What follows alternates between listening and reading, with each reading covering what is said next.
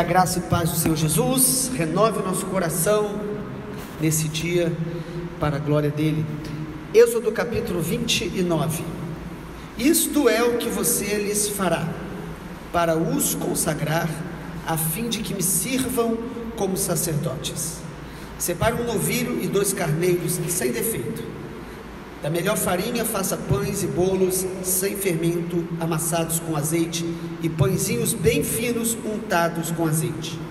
Ponha tudo isso num cesto e ofereça no cesto. Traga também o novilho e os 2 carneiros. Então você fará com que Arão e seus filhos se aproximem à porta da tenda do encontro e mandará que se lavem com água. Depois você pegará as vestes, vestirá Arão com a túnica e sobrepeliz, estola sacerdotal e o peitoral, e o cingirá com o cinto de obra esmerada da estola sacerdotal. Você porá mitra na cabeça dele e sobre a mitra a coroa sagrada. Então você pegará o óleo da unção, derramará sobre a cabeça dele, assim você o ungirá. Depois você fará com que os filhos de Arão se aproximem e os vestirá com túnicas, também os cingirá com cinto, Arão, seus filhos, e lhes atará os turbantes, para que tenham o sacerdócio por estatuto perpétuo. Assim você consagrará Arão e os seus filhos. Você fará chegar o novilho diante da tenda do encontro, e Arão e seus filhos porão as mãos sobre a cabeça dele. Mate o novilho diante do Senhor, à porta da tenda do encontro. Depois pegue o sangue do novilho e com o dedo ponha sobre os chifres do altar. O restante do sangue você derramará na base do altar.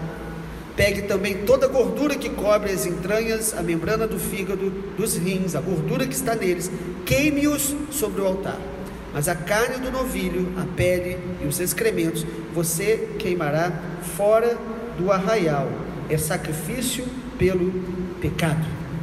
Agora nós vamos ler a partir do versículo 38, Êxodo 29, 38. Isto é o que você oferecerá sobre o altar: 2 cordeiros de 1 ano, cada dia, continuamente. Ofereça um cordeiro de manhã e o outro ao crepúsculo da tarde. Com um cordeiro ofereça 2 litros da melhor farinha, amassada com 1 litro de azeite batido. Para a libação, 1 litro de vinho. O outro cordeiro você oferecerá ao pôr do sol como oferta de cereais, e a libação da manhã, de aroma agradável, oferta queimada ao Senhor. Este será um holocausto contínuo, oferecido de geração em geração, à porta da tenda do encontro, diante do Senhor, onde me encontrarei com vocês para falar com você ali. Ali virei aos filhos de Israel para que, por minha glória, sejam santificados. E consagrarei a tenda do encontro e o altar. Também santificarei Arão e os seus filhos, para que me sirvam como sacerdotes. E habitarei no meio dos filhos de Israel, e serei o seu Deus. E saberão que eu sou o Senhor, seu Deus, que os tirou da terra do Egito, para habitar no meio deles. Eu sou o Senhor, o Deus deles. Louvado seja o nome do Senhor. Capítulo 29 de Êxodo nos fala da consagração dos sacerdotes.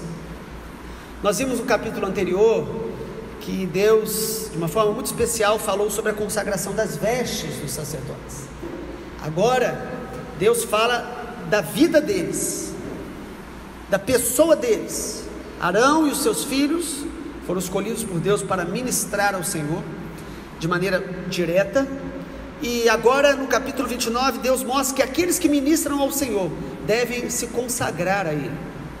Consagração ao Senhor é você se separar das coisas comuns para se dedicar ao Senhor.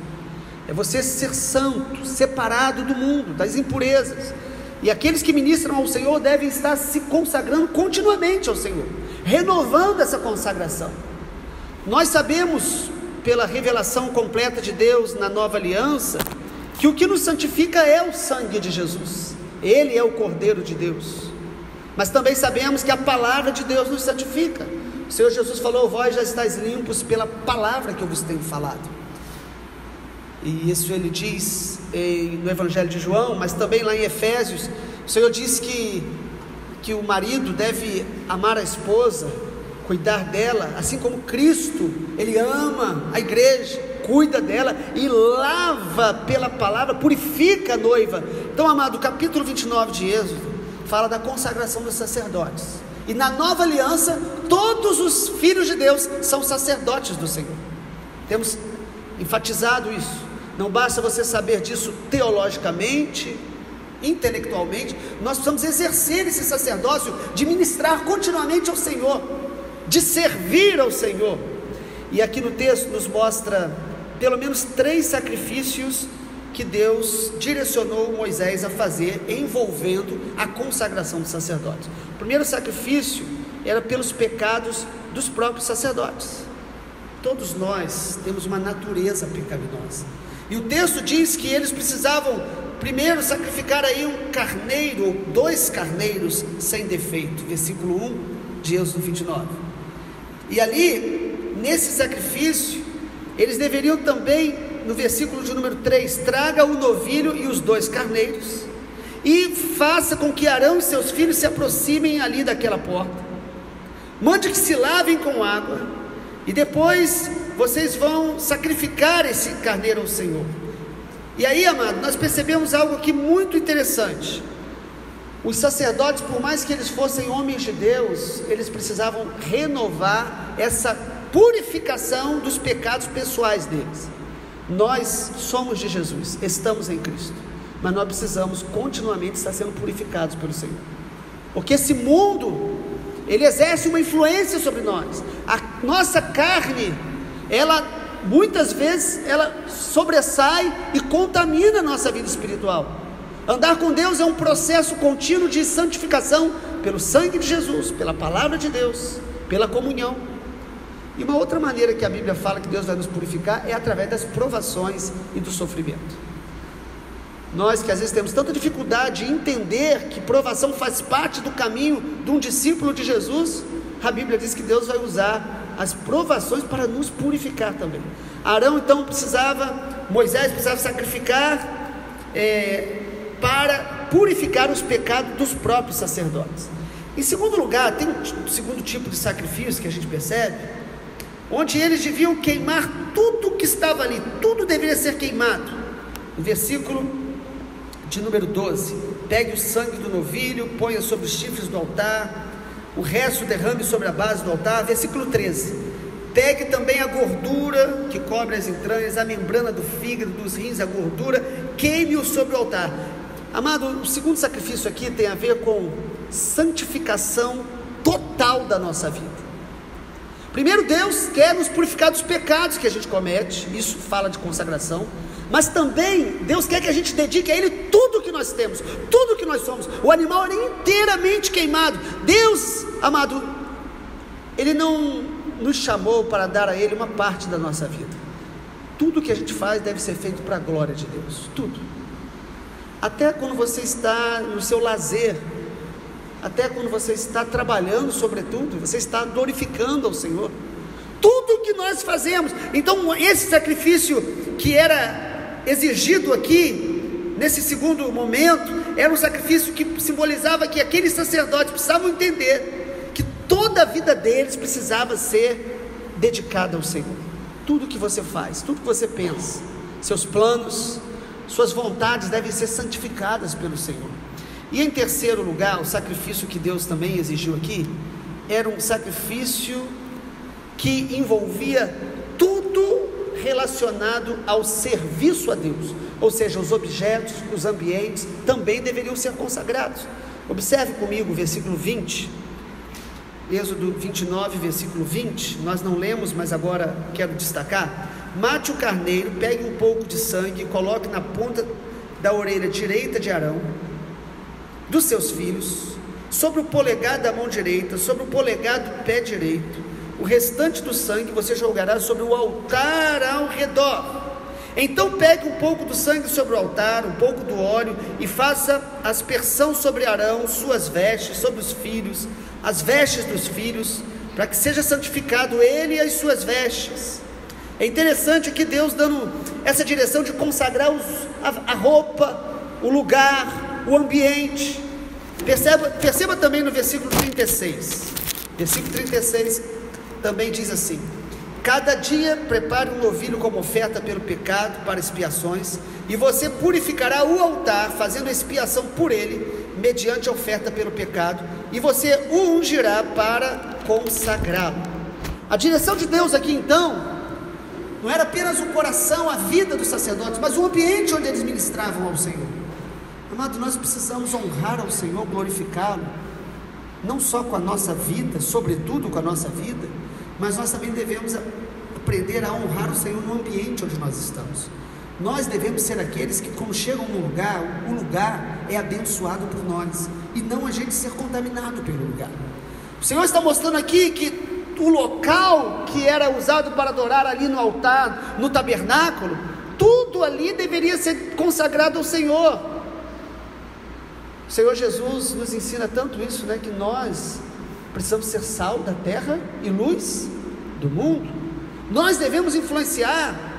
Então a santificação da minha vida deve, de alguma forma, ministrar um ambiente onde eu entro, onde eu pertenço, onde eu estou, onde você trabalha. Por mais difícil que seja a sua família, o lugar onde você está, você deve, através da sua vida e testemunho, santificar todo o ambiente para a glória de Deus, com o que você fala, com o que você faz, com as suas ações, atitudes. A Bíblia diz que a mulher que pertence a Jesus e é casada com um homem que não pertence, ela vai santificar o seu marido. Os filhos serão santificados. Que coisa maravilhosa!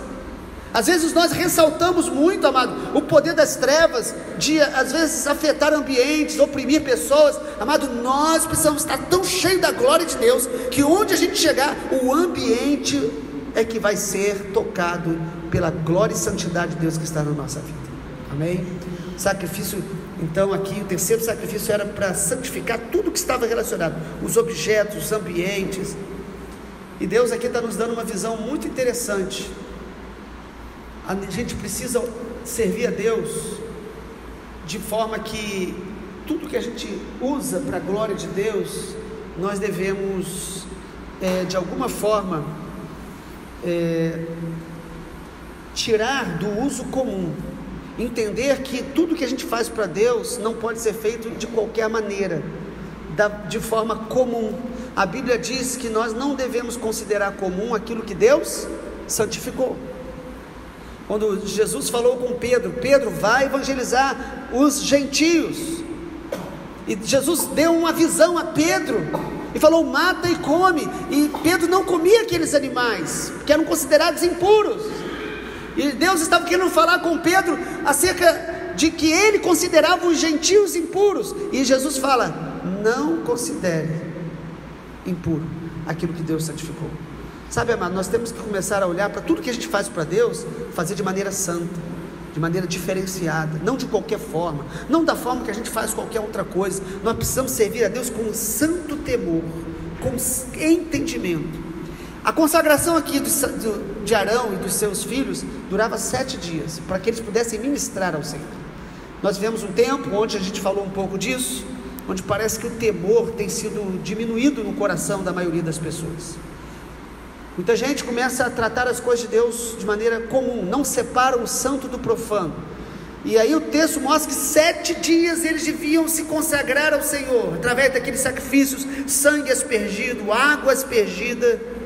Mas, amado, qual é o propósito de Deus no final de todos esses detalhes?